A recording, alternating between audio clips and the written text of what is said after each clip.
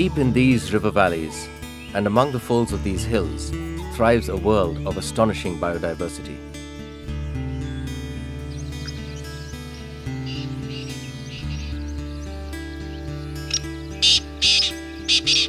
This is Corbett Tiger Reserve, India's first national park, named after the famed hunter, naturalist and writer Jim Corbett.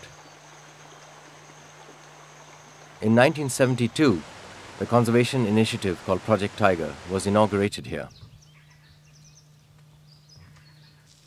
Corbett National Park is at the core of the Siwalik Elephant Reserve and has the highest population of Asian elephants in northern India.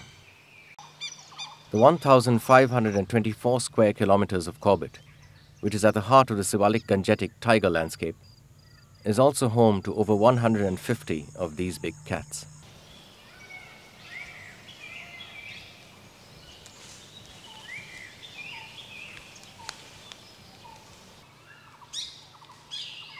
With the decline in tiger population to somewhere around the 1500 mark, and with many in small and isolated pockets, it is fortunate that Corbett still has around 10% of the remaining few tigers left in the wild in India. Today, therefore, more than ever, it is a critical habitat for tigers.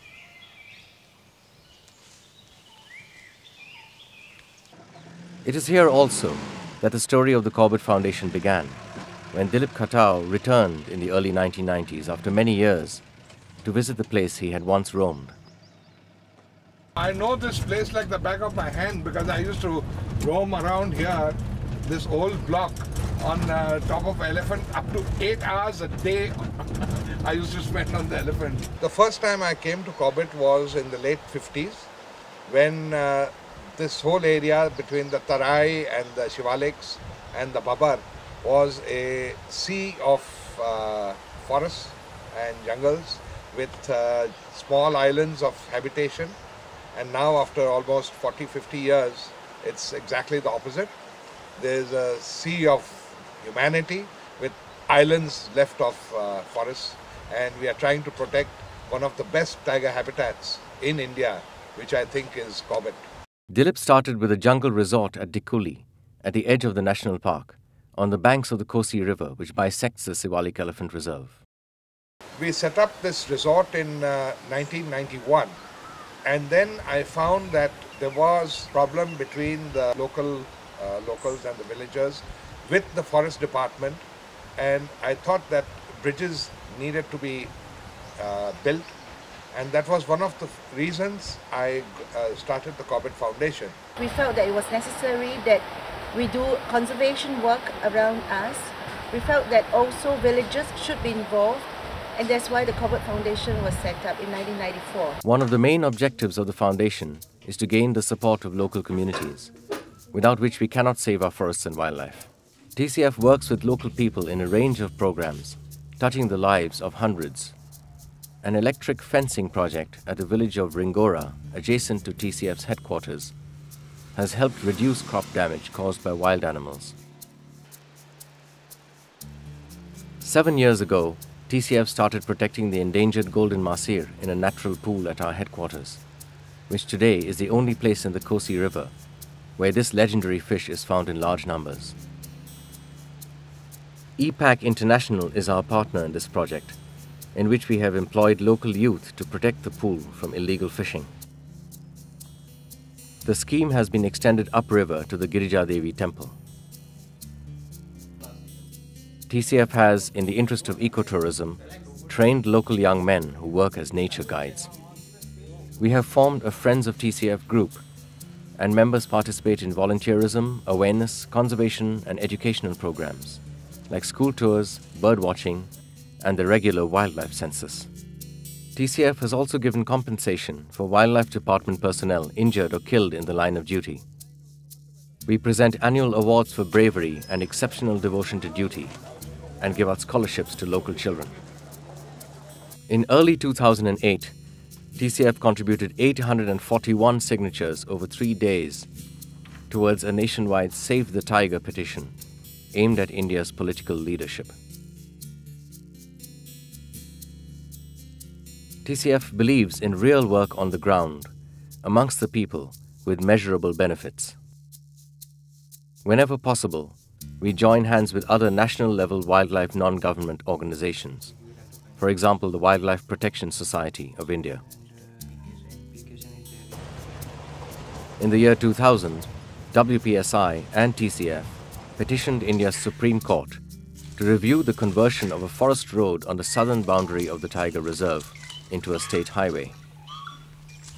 The court concurred with the petitioners and ordered a stay on work on this road, while an alternative alignment was sought, saving many square kilometers of prime wildlife habitat.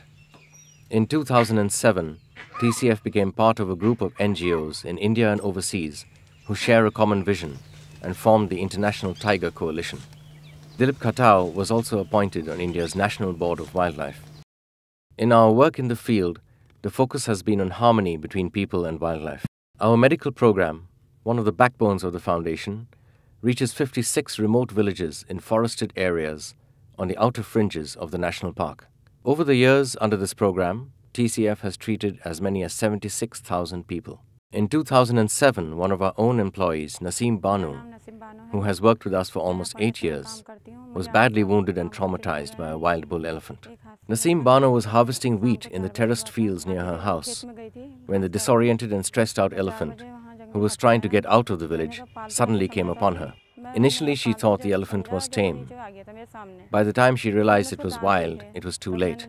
The elephant caught her and tossed her aside with his trunk. He then gored her with one tusk and then disappeared into the forest. Naseem Banu was left unconscious and badly injured, but luckily she survived. और Corbett foundation ने उसी time गाड़ी भेजी। Doctor साहब गए थे संग में। जब मुझे होश आया तो डॉक्टर साहब वहीं पर थे और कॉर्बेट फाउंडेशन में मेरी पूरी मदद करी और मेरे जॉब भी बाद में जब मैं सही हो गई फिर भी मेरे रखा।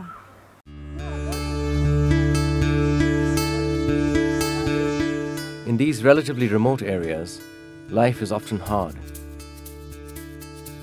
In the village of Birobadi, Sulochana Rawat seemed to have more than her fair share of misfortune. She suffered from polio as a young girl.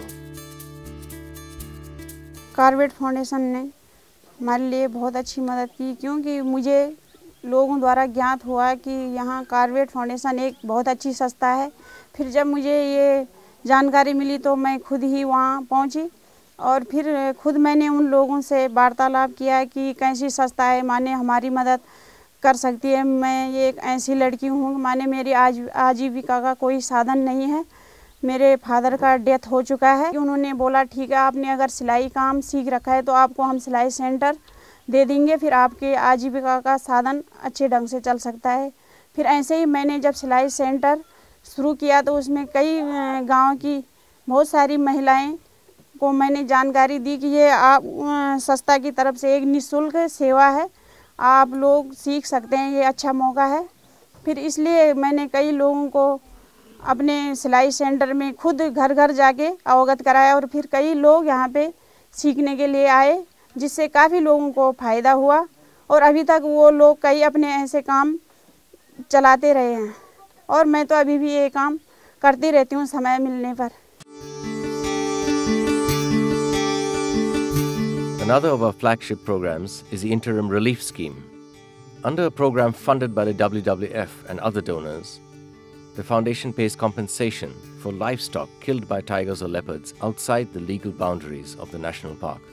The loss of a cow or bullock or buffalo to these villagers and pastoral people like the Gujars can be a serious financial blow. Compensating locals for their loss helps blunt the resentment they feel towards predators like the tiger and leopard. The government has a compensation scheme, but the money usually comes very late. The foundation steps in to fill the gap. The scheme covers 170 villages, with our team paying compensation on the spot in an average of about 700 cases a year. Rates vary according to the kind of livestock, with a maximum of 1,500 rupees for buffaloes, horses and mules. The ongoing program also provides us with a critical database of tiger presence and activity in the forests around Corbett Tiger Reserve.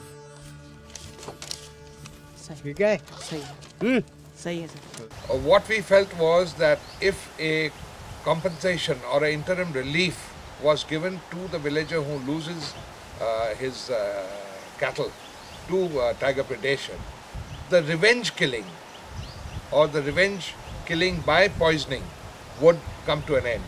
And that's how we started this program. And then it was, of course, taken up by WWF, and it's still today the most successful program being done anywhere in India. ये किल जो है leopard का है और इसके साथ बच्चे हैं और ये मतलब है कि जो दोनों साइड से खा रखा है ना, इधर से भी उधर से भी, तो ये लेपर्ड करता है ऐसा काम.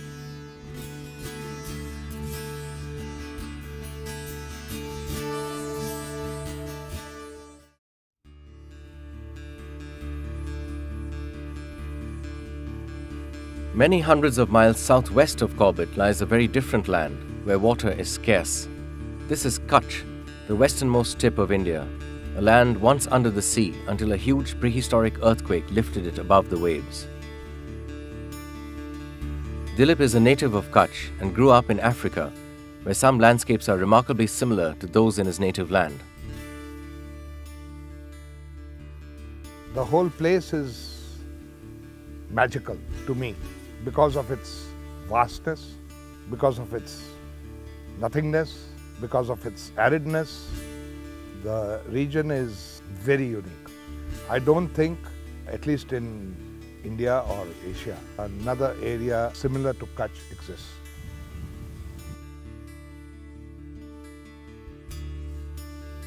It is a sometimes harsh land, a frontier, where vast plains of scrub forest and grass, of rocks and marine fossils, merge into deserts of mud.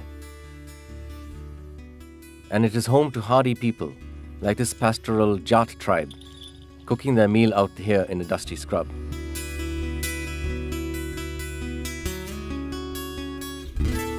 The people of Kutch are a rich and colorful tapestry of cultures.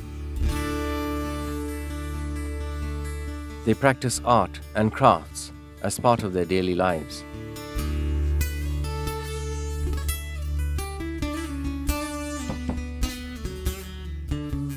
The block printing, wall decorations, embroidery, and mirror work of Kutch are famous and sought after. But at the same time, they are off the beaten track. Kutch has yet to be discovered by mainstream tourists.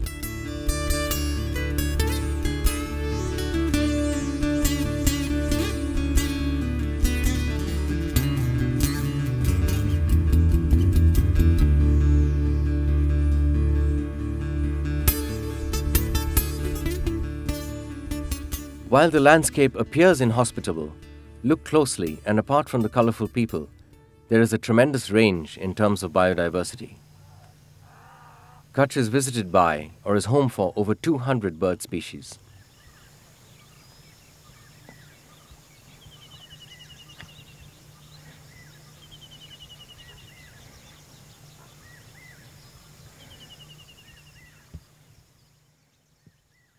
Kutch also has several rare mammals, including the Asiatic wild ass, the desert cat and caracal, the wolf, the striped hyena, and the chinkara gazelle.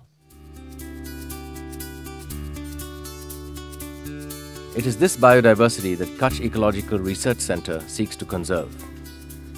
In 1998, a powerful cyclone hit Kutch, and the Corbett Foundation sent a team of doctors and ambulances all the way from Corbett to help the people. It was after that experience that Dilip decided to start work in Kutch, a region prone to natural disasters. Dilip's ancestral home, which was built over 100 years ago, became the headquarters of KERC, a division of the Corbett Foundation. An annex of the building is now dedicated to ecotourism. It is also used for meetings. In this one, Dilip and our Deputy Director, Dr. Bhavesh Thakkar, discussed Tera's water supply. It is decided that KERC will support a project that will enable fresh water to be piped to taps of 40% of the households in this village. In another room is an outpatient clinic. We also run mobile medical outreach camps covering 50 villages comprising around 15,000 people. Medicines are free, but patients pay a nominal 10 rupee consultation fee. KERC also helps locals in animal husbandry. Here, liquid nitrogen is being poured into containers in which semen used for artificial insemination is preserved and stored for transport. We also run a weekly veterinary care service for livestock.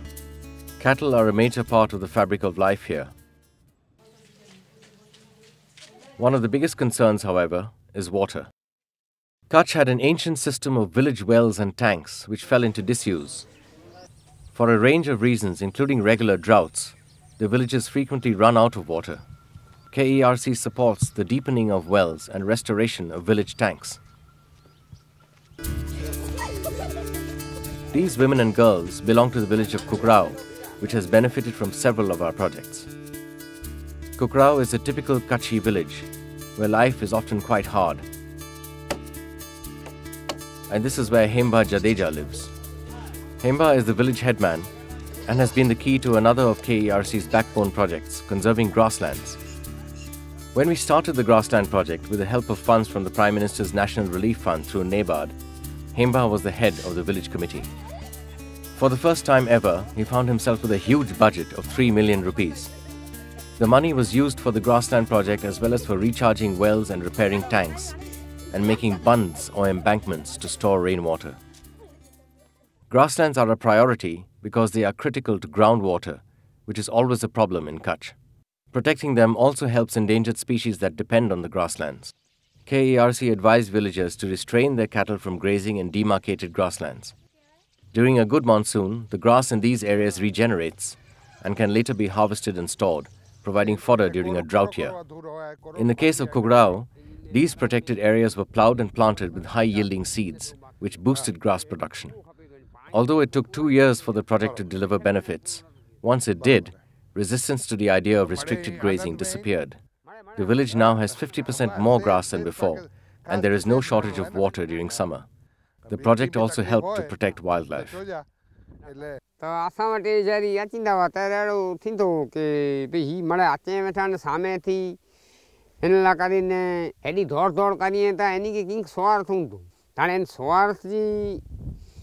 गणतरी करे त असांखे विश्वास न अचे पोइ संस्थाऊं अहिड़ियूं आहिनि पोइ ज़मीनूं पंहिंजियूं गिनी गिने इन प्रमाणे थींदो पोइ इन सम्झायूं जे भई हिन में ज़मीन जो न आहे बाक़ी आंखे कोई पण लाभ मिले इन में जानू वरसाद जी बड़ी कच्छ में तकलीफ़ थिए थी. I must say that it was only due to Hemba's honesty and dedication that this project has been successful and we've been able to achieve what we wanted.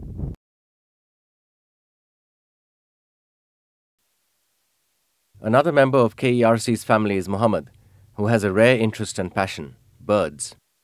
Muhammad has become an expert on identifying local birds and has years of experience studying the common cranes that Kutch is famous for.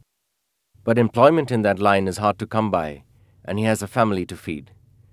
Today, KERC employs him, and he is an asset in our wider scheme of protecting both wilderness and local communities by reinforcing their ecological security.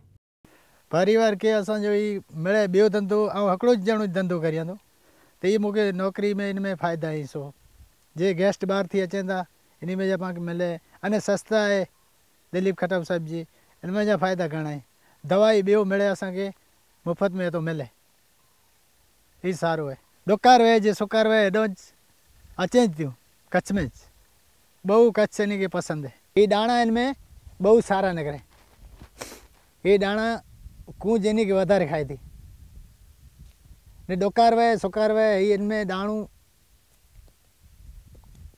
ख़ासि अहिड़ो ज पियो आहे तो ख़राबु नथो थिए ज़मीन में धरती में जड़े थो ही कूंज इन खे ईअं खोतरे ने खोदे ने खाए थी ही बहु सवाद वारो गाह आहे बहु महिनत करे ये खाए थी.